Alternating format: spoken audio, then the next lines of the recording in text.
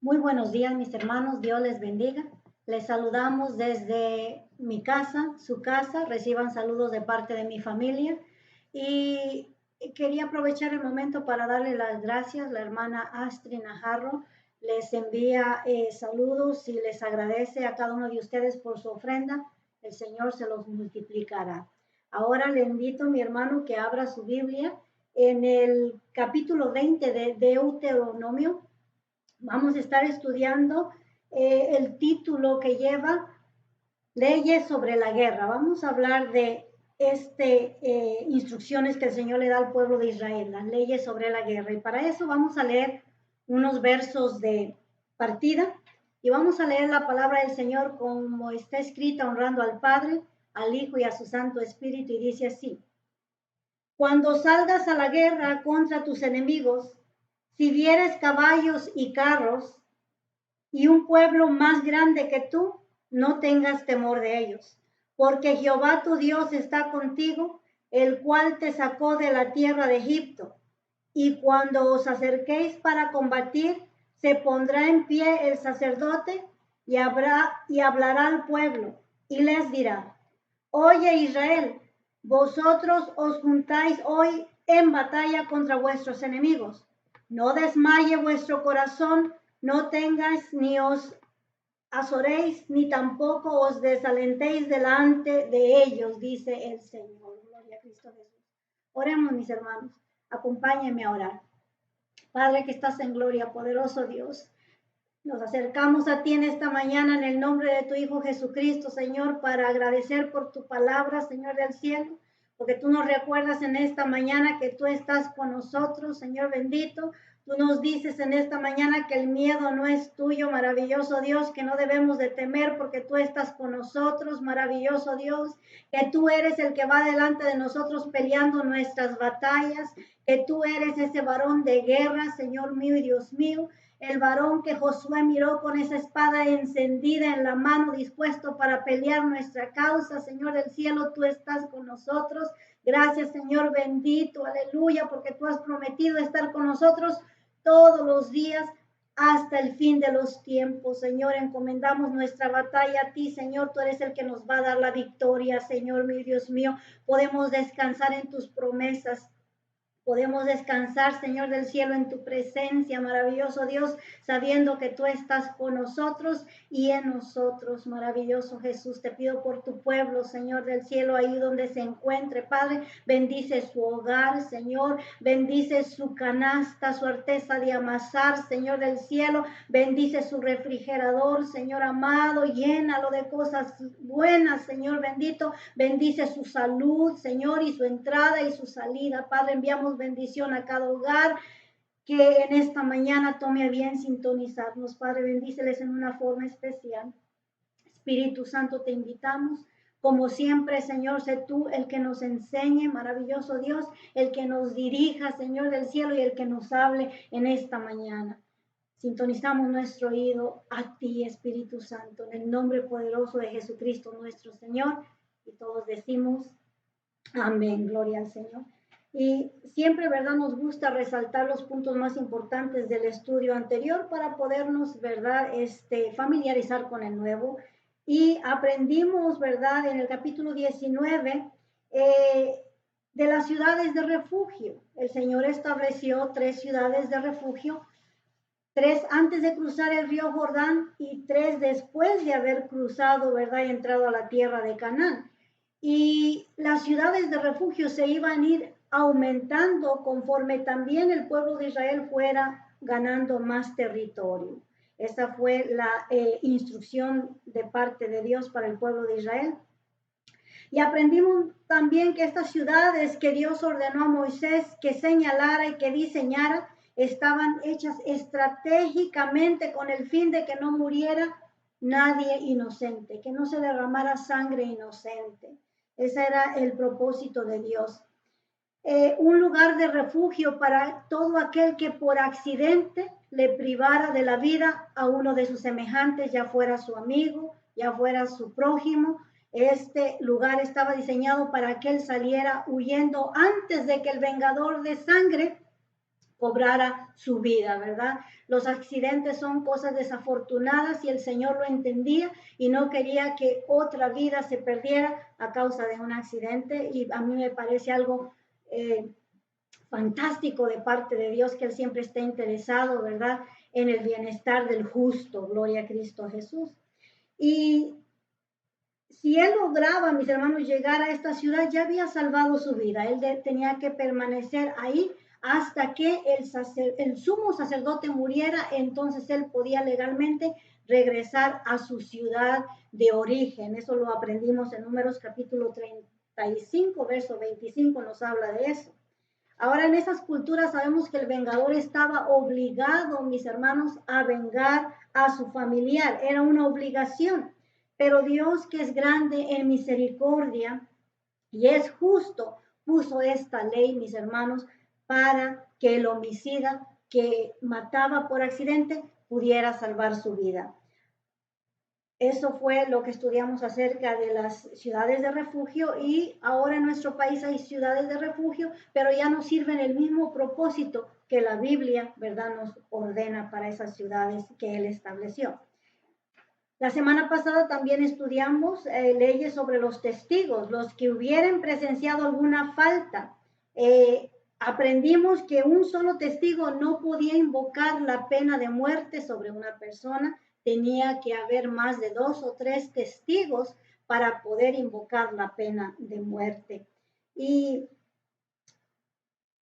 esto fue con el fin de mantener la sociedad y la comunidad en orden. Dijimos que castigos severos para faltas severas, para que los demás miraran y escarmentaran y no hicieran lo mismo, ¿verdad? Leímos ahí en el verso 20 que dice: y los que quedaren oirán y temerán y no volverán a hacer más una maldad semejante en medio de ti. O sea que la Biblia dice que el castigo, la disciplina, sí funciona. En la Biblia, ¿verdad?, lo encontramos. Y dice el verso 21, y no le comparecerás vida por vida, ojo por ojo, diente por diente, mano por mano, pie por pie. Dijimos que esta ley la tomaron como una obligación también, como que la gente estaba obligada a tomar venganza en vez de tomar el agravio. Muchas veces, mis hermanos, tenemos que escoger, o si queremos en realidad ser hijos de Dios, debemos de tomar el agravio, aunque nos cueste, en vez de también tomar venganza, como aquí la ley lo estaba dictando. No era una obligación. Esta ley era para los jueces, para que ellos pudieran determinar el juicio en unos casos. Ok, viene aquí uno que le quebraron el diente. Entonces él podría decir, pues que túmbale un diente, pero no más. Era para el juez, pero la gente lo tomó como para el pueblo, de decir, es nuestra obligación vengar a nuestros enemigos. Pero, mis hermanos, dijimos que Jesucristo vino y cambió esta manera de pensar. Él les dijo, ¿verdad? Oíste que fue dicho a los antiguos. La gente no podía leer la palabra del Señor, alguien se las tenía que interpretar. Entonces, por eso Él dice esta expresión: oíste que fue dicho ojo por ojo y diente por diente, pero yo os digo, no resistáis al que es malo, antes a cualquiera que te hiere en la mejilla derecha, vuélvele también la otra, y al que quiera ponerte a pleito y quitarte la túnica, déjale también la capa. En pocas palabras, mis hermanos, hay batallas que vamos a ganar huyendo. Esa es la mejor manera, la manera estratégica de parte de Dios es en no enfrentarnos, sino huir. ¿Y por qué tenemos que huir, mis hermanos? Cuando en nuestra naturaleza está el vengarnos, ¿verdad? Todos somos vengativos y queremos vengarnos.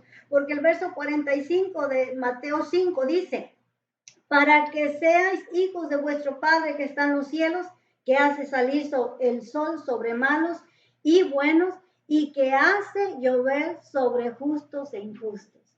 Por eso, mis hermanos, Dios dice que le dejemos campo para la venganza a Él, ¿verdad? Que no nos venguemos por nosotros mismos, porque a veces podemos hacer nosotros el berrinche y ahí se terminó todo, pero si se lo dejamos a Dios, Él sabe cómo hacer las cosas bien hechas, ¿verdad? Y esta es la recomendación de nuestro Señor Jesucristo, y como Él manda en nuestra vida, a Él vamos a obedecer.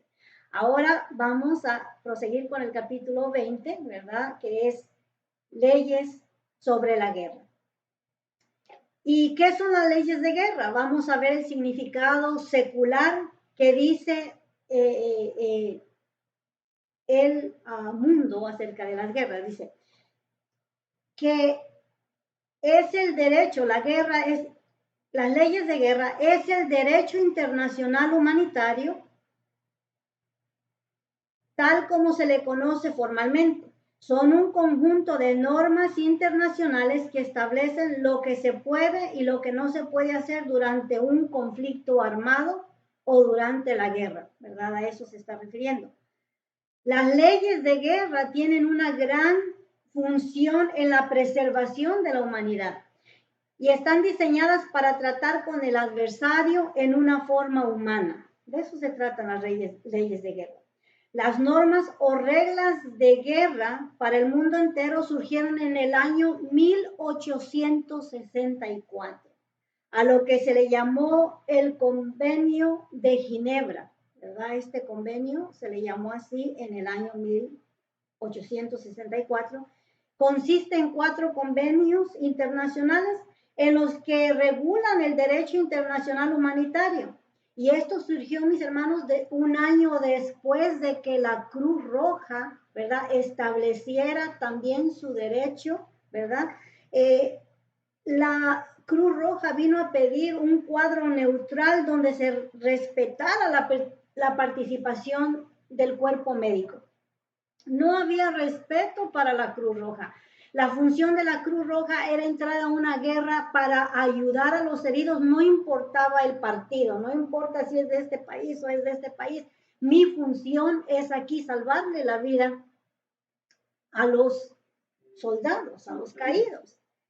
Sin embargo, la vida de ellos mismos no estaba siendo respetada y tuvo que hacerse este convenio, ¿verdad? Primeramente, la Cruz Roja demandó respeto al cuerpo médico y después, ¿verdad? Se pusieron estas reglas, el convenio de Ginebra, con el propósito de preservar también a a la gente que no tenía nada que ver a los civiles que no tenían nada que ver con la guerra, ¿verdad? Así es que este convenio incluye el respeto por los civiles, que en ocasiones no funciona y terminan siendo un daño colateral, ¿verdad? O esta es la excusa que usan los que atacan a la otra persona, que solo fue daño colateral, que no era su intención, pero muchas veces de cualquier manera los civiles son afectados. Todo esto está en ese convenio, respetar la vida de los civiles. Ahora, se prohíbe también el uso de armas nucleares. Eso es una prohibición durante una guerra. No se pueden usar las armas nucleares.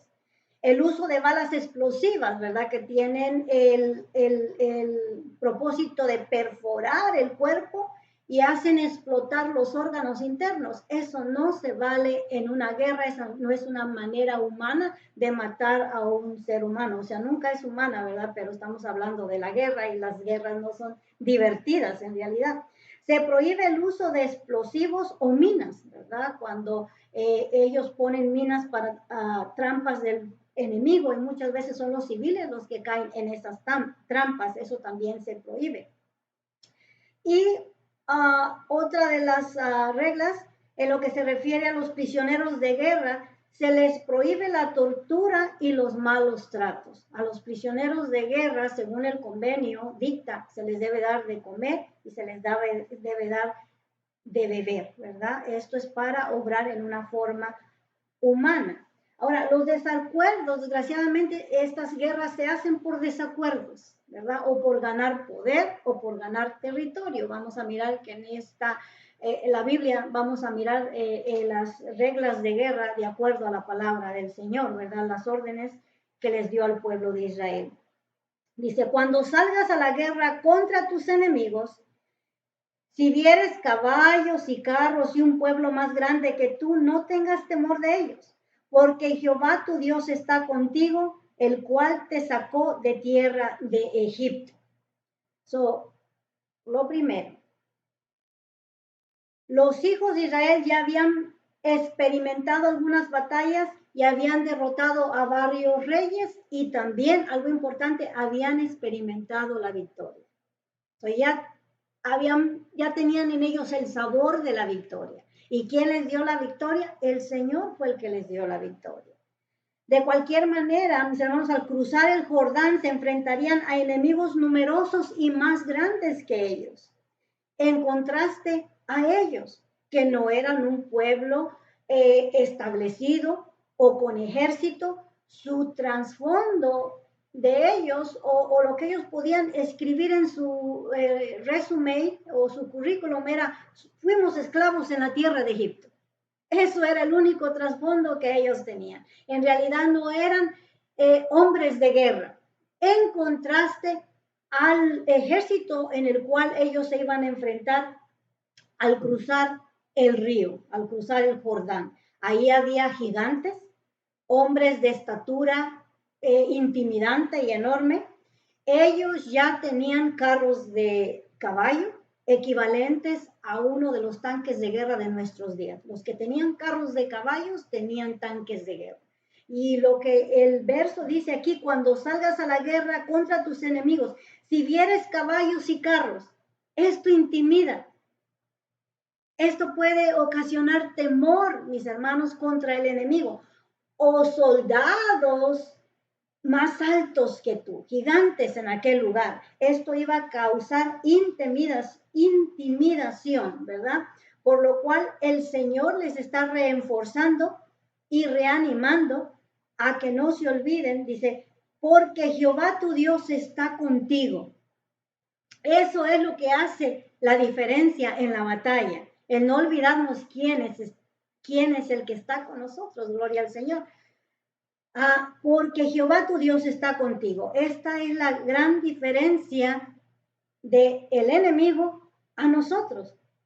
Que con el enemigo pueda estar el brazo fuerte, el brazo de carne, pero con nosotros está el brazo poderoso de Jehová. Esa es una gran diferencia, gloria al Señor. Si Dios está con nosotros, esto es pan comido, ¿verdad? El Salmo 23:4, este es David, que entendió ese concepto, que Dios estaba con él. Ahí en la soledad, en el campo donde él se encontraba apacentando sus ovejas, tenía la seguridad y la certeza que Dios estaba con él. Él escribió ahí en ese Salmo: aunque ande en valle de sombra de muerte, no temeré mal alguno, porque tú estarás conmigo. Tu vara y tu callado me infundarán aliento.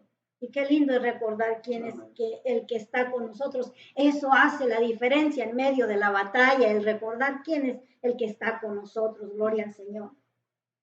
Cuando vayas a la guerra y el ejército de tus enemigos sea más grande en número que tú, ¿qué vas a hacer?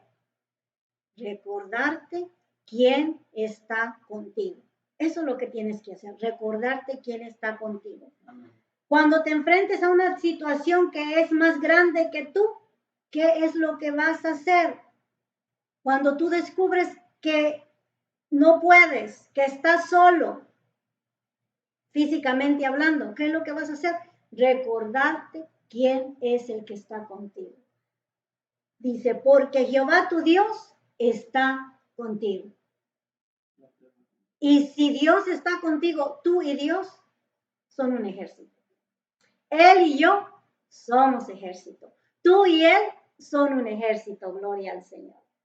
Dice: porque Jehová tu Dios está contigo, el cual te sacó de tierra de Egipto. Cuán importante es no olvidarnos de su presencia con nosotros, ¿verdad? Uno de mis versos favoritos, y usted se lo puede de memoria, ¿verdad? Dice,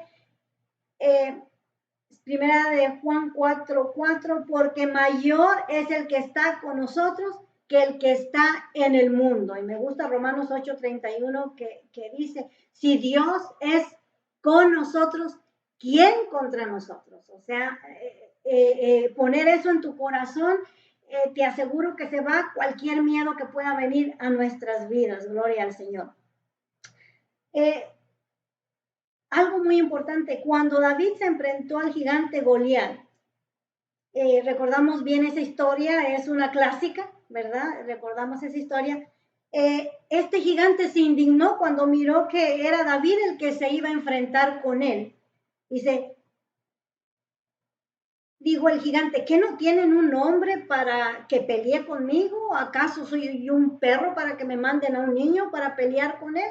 Y trató de intimidar a David diciendo: niño, vete a tu casa, porque si no te vas, hoy mismo te voy a cortar en pedazos y te voy a echar a las aves del cielo y a las bestias salvajes para que te coman. Él trató de intimidarlo. Pero David, mis hermanos, que conocía a quien estaba con él, le respondió ahí en Samuel 17:45. Tú vienes a mí con espada y lanza y jabalina, mas yo vengo a ti en el nombre de Jehová de los ejércitos, el Dios de los escuadrones de Israel, a quien tú has provocado. ¿Se da cuenta cuál es la diferencia? Tú vienes a mí con tu gran espada y con tu armamento y con tus remarcas de lo que me vas a hacer, mas sin embargo yo vengo a ti, ¿verdad? En nombre del Dios Todopoderoso, el Dios de los escuadrones de Israel, a quien tú has provocado. O sea que si alguien se mete con nosotros, provocan a papá, están en serios problemas, ¿verdad? Es lo que está diciendo David. Tú estás en problema porque has provocado al Dios de los escuadrones de Israel, el Todopoderoso. Gloria a Cristo Jesús. Dice el verso 2, y cuando os acerquéis para combatir, se pondrá en pie el sacerdote y hablará al pueblo, ¿verdad? Evidentemente podemos leer aquí que el sacerdote iba con ellos a la batalla, ¿verdad? El sacerdote también se hacía presente en la batalla. Y sabemos, mis hermanos, que en los días de David claramente el sacerdote iba con ellos en la batalla. Y el sacerdote iba dirigiendo la batalla a través del consejo de Dios que el Señor les daba a través de Urim y Tumim. Hemos dicho, mis hermanos, que estas dos piedritas, una negra, una blanca, de aceptación o de desaprobación, ¿verdad? Entonces ellos podían preguntarle, Señor, ¿subiremos a la batalla? Y metían la mano el sacerdote a esa bolsita y dependiendo si salía blanca, esa era una aprobación, éntrenle a los moquetazos porque Jehová va con vosotros. Pero si salía la piedrita negra, ellos tenían que esperarse y decir, el Señor no cree que este es el momento que subamos a la batalla, ¿verdad? De esta manera ellos se rigían. Hasta el tiempo de Moisés, mis hermanos, no necesitaban que consultar al sacerdote. Dios hablaba directamente a través de Moisés, ¿verdad? Y les daba la estrategia y les daba las órdenes. Después de que Moisés no estuviera, entonces el sacerdote comenzaría a consultar a Dios a través de Urim y Tumim. Esta era la orden. Dice, se pondrá en pie el sacerdote y hablará al pueblo. ¿Y cuál era el mensaje que el sacerdote comunicaría al pueblo? Primero, mis hermanos, sería palabras de ánimo, de fortaleza, así como el entrenador, mis hermanos, entrena a su equipo antes de que salgan de el sótano donde los tienen, ¿verdad? Él les da palabras de estímulo y les habla positivamente para que entren a ganar en el partido. Así lo hace el árbitro, pues así tenía que hacerlo el sacerdote hasta cierta manera, el árbitro no, perdón, el coach, el entrenador, esa es la palabra, ¿verdad? Así les hablaría el sacerdote palabras de fe, de ánimo, de estímulo, para que el pueblo entrara con todas sus fuerzas.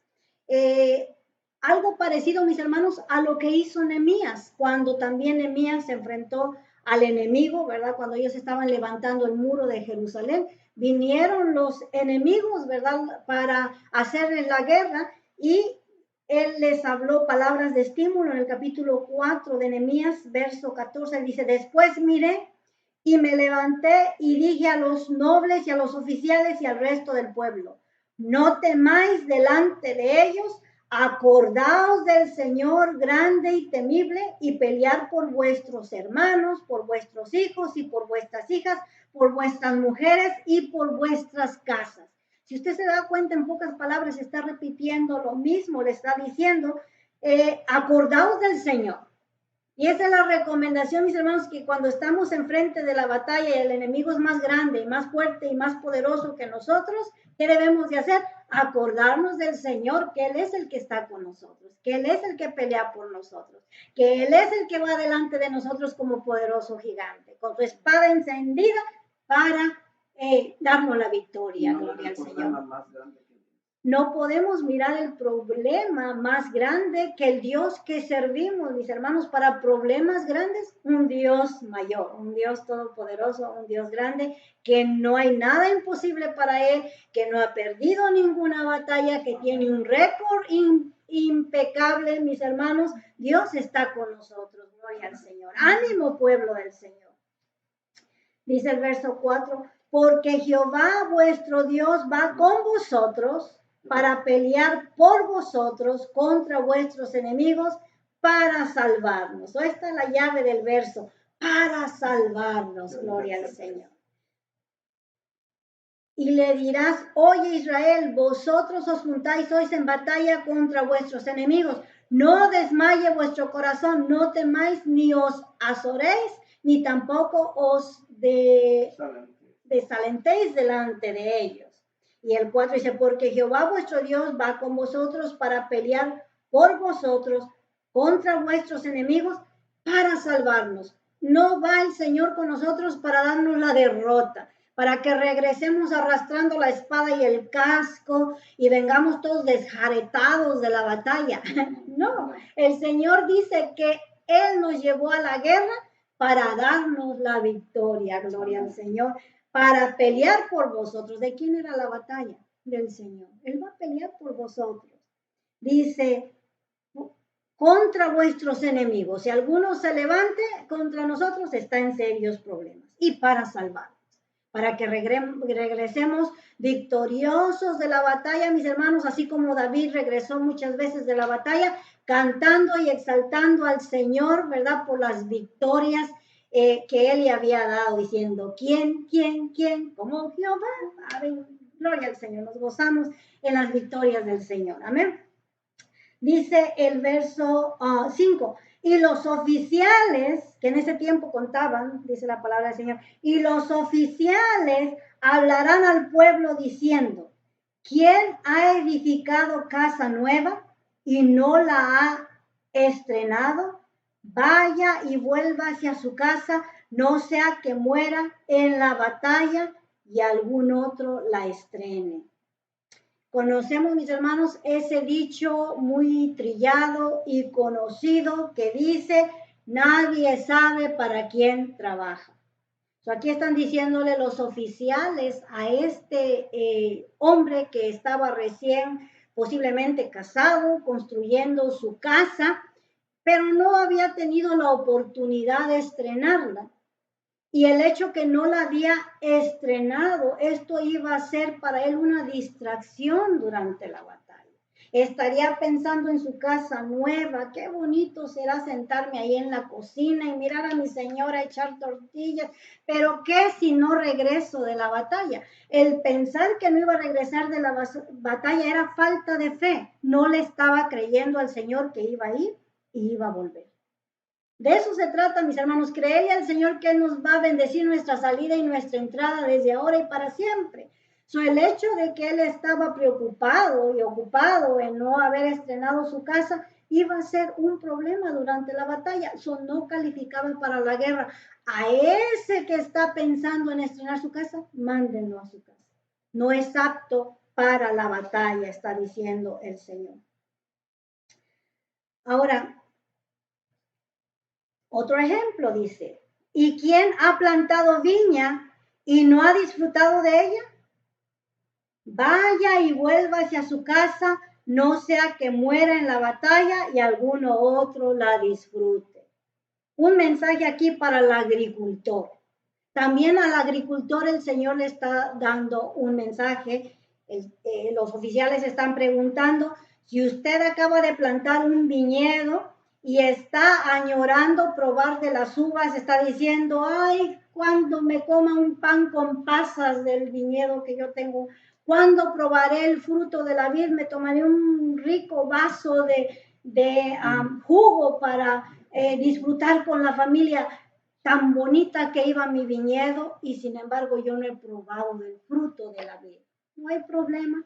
El oficial le dice, regrésese a su casa para que usted pueda probar de su fruto de su trabajo, porque de lo contrario, eso va a ser una distracción para la batalla. El Señor, él quiere saber con quién cuenta, mis hermanos, ¿verdad?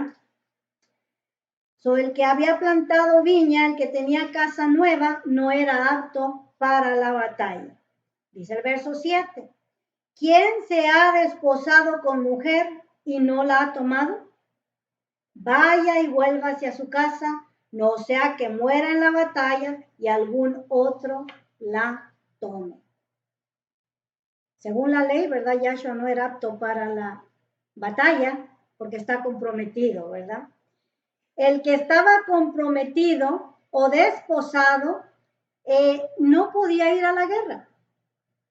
Este periodo en el que se encontraban desposados era interesante, mis hermanos, porque ya era considerado el compromiso casi como el matrimonio. Estamos hablando de la cultura hebrea, ¿verdad? El estar desposado significaba que ya estaban casados. La diferencia era que no se había consumado el matrimonio. No habían entrado a la choza todavía, ¿verdad? Este era el estado de José y María cuando el Espíritu Santo la visitó a ella y ella se encontró esperando bebé del Espíritu Santo. Ella se encontraba desposada o comprometida con José, ¿verdad? Esto fue lo que a José lo turbó y no sabía qué hacer. Se encontró en un dilema. ¿Qué hago? Si yo la entrego y la regreso a su casa y la miran embarazada, la van a matar a pedradas, ¿verdad? Pero ya está embarazada, ¿qué hago? Es ya mi mujer técnicamente, aunque él no se había llegado a María. Estaban ya desposados.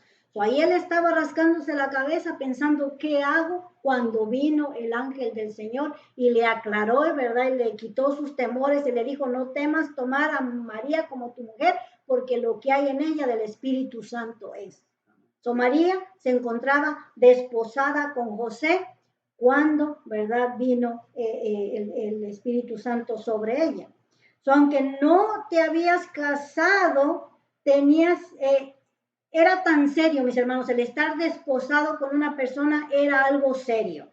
Aunque no te habías casado, si tú querías dejar secretamente a la persona, tenías que divorciarte legalmente. Aunque aún no se había consumado el matrimonio, tenías que divorciarte legalmente. Estamos hablando de esa cultura.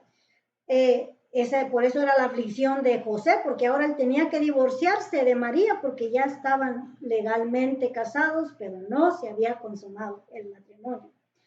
Ahora, en este país hubo un tiempo en el que este compromiso también se tomaba muy en serio.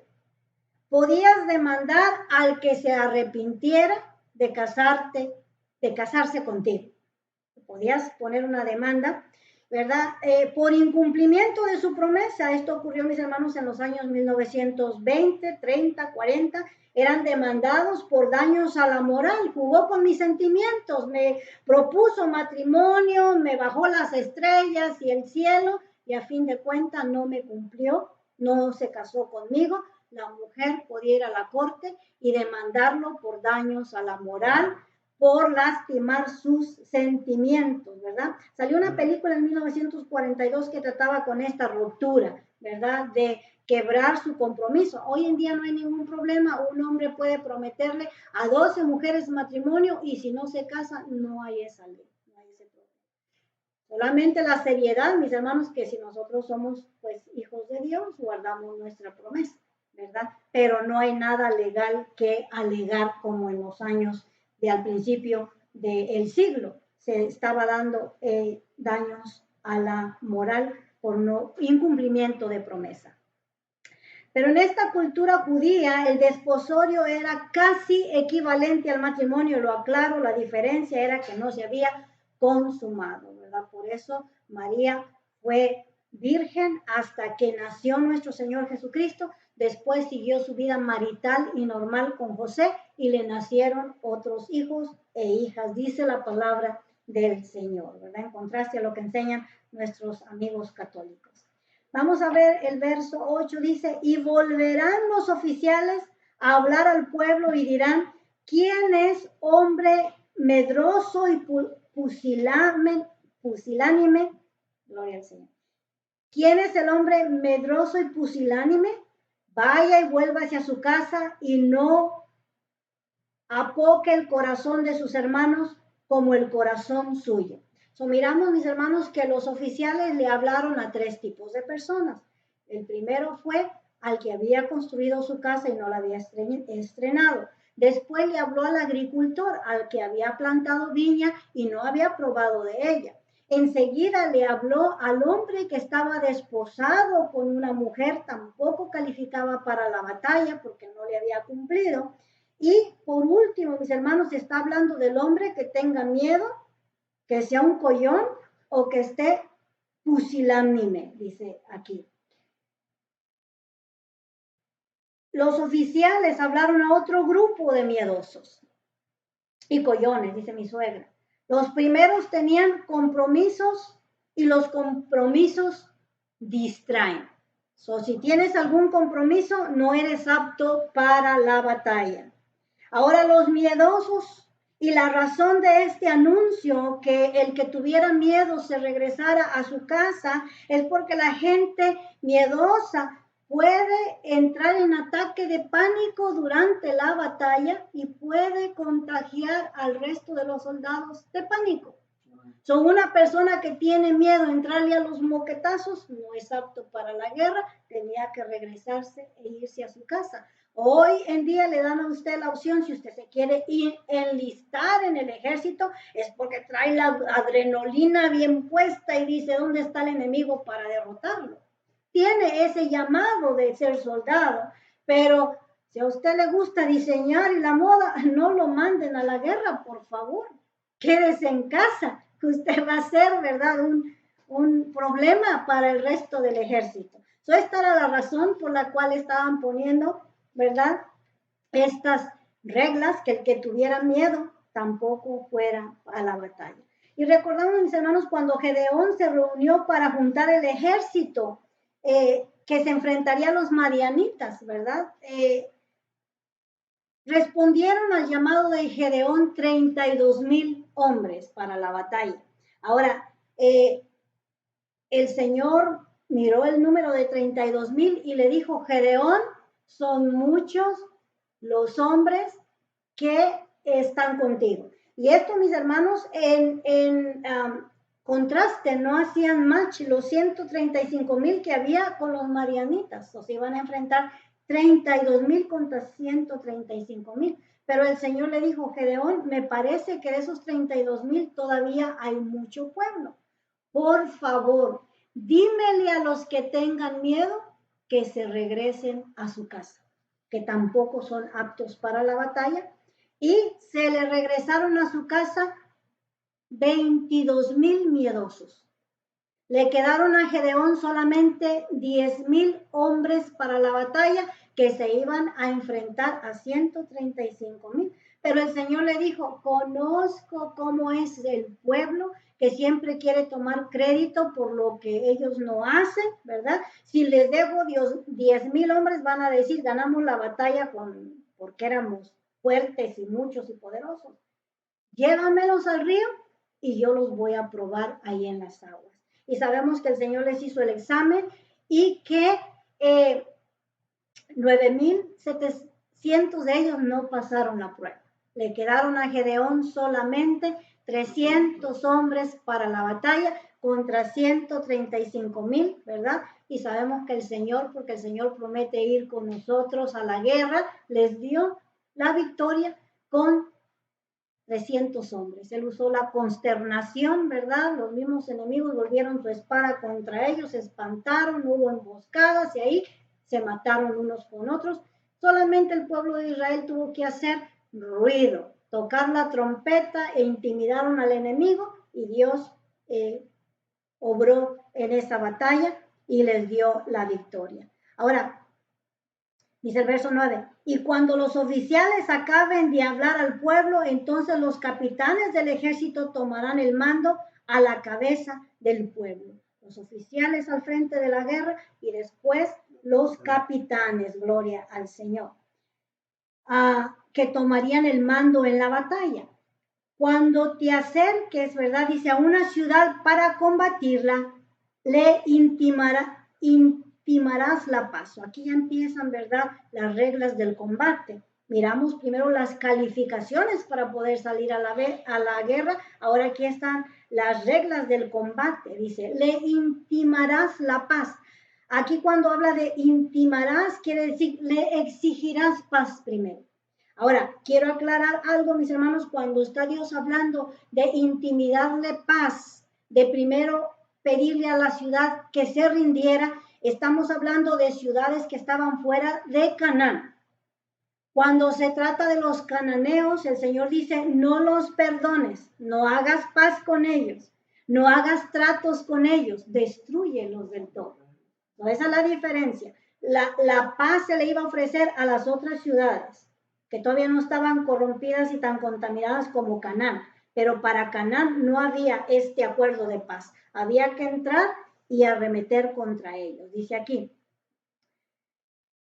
y si respondiere paz y te abriere, todo el pueblo que en ella fuere hallado te será tributario y te servirá. Mas si no hiciere paz contigo, emprenderé guerra contigo. Entonces la sitiarás.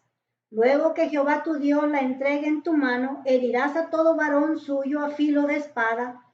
Solamente las mujeres y los niños y los animales y todo lo que haya en la ciudad, todo su botín tomarás para ti y comerás del botín de tus enemigos, los cuales Jehová tu Dios te entregó.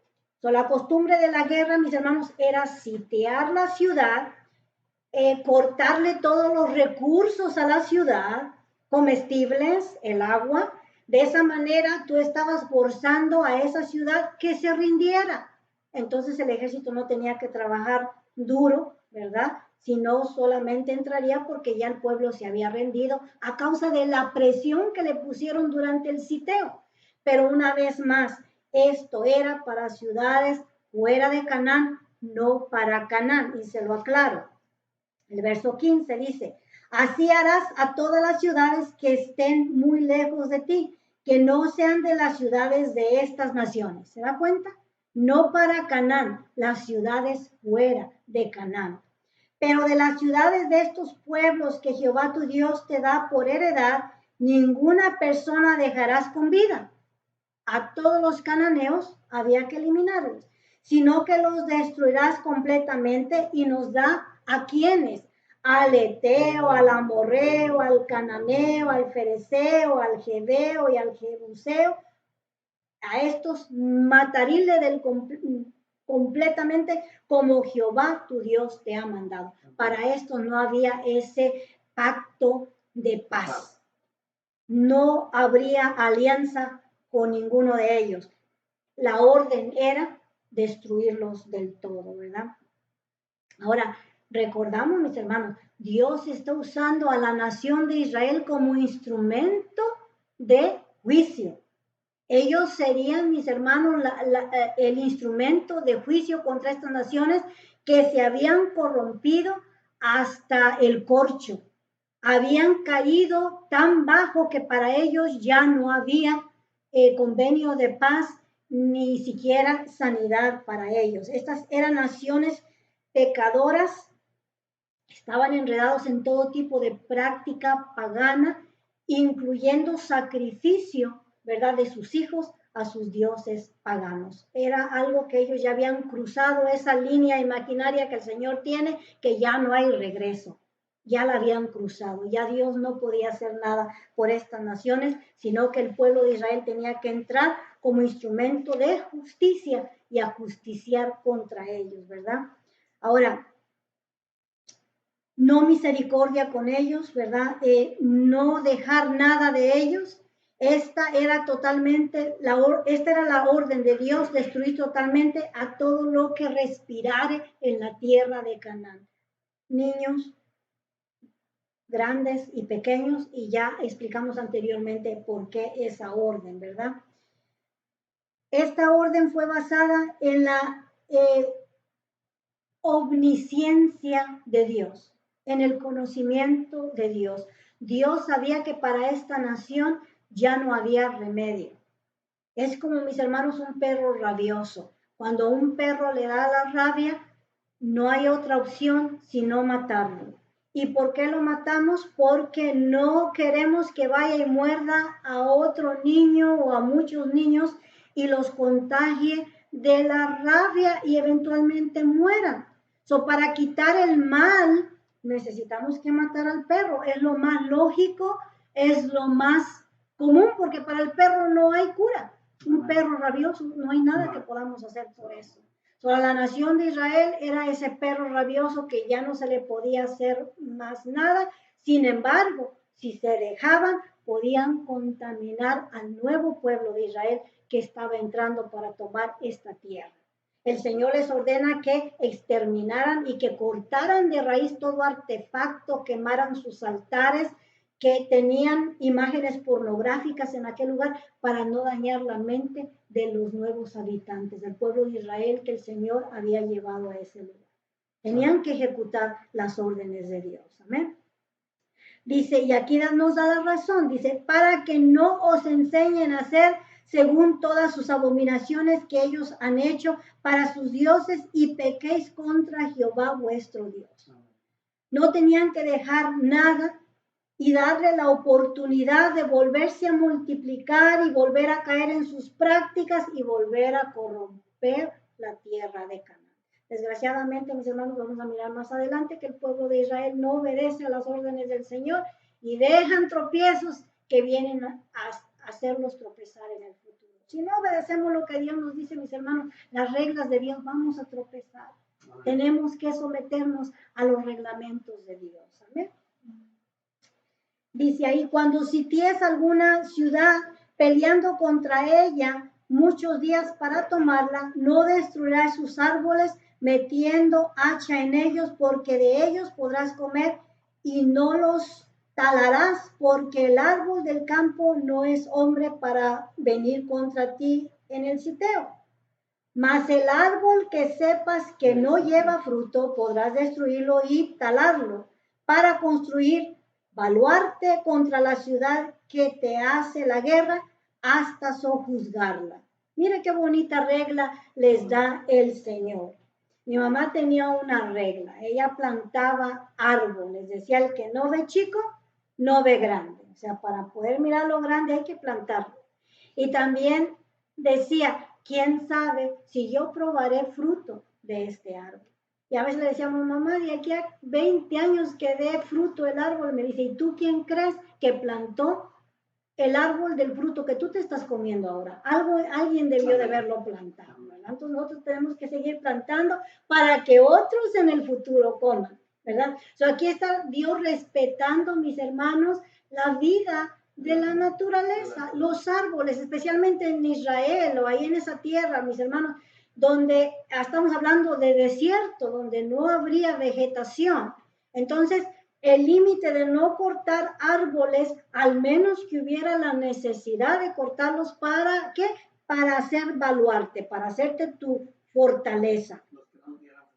Y los que no dieran fruto.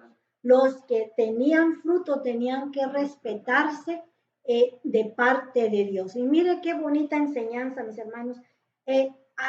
Dice la palabra del Señor que Dios nos ha puesto a nosotros para que llevemos fruto.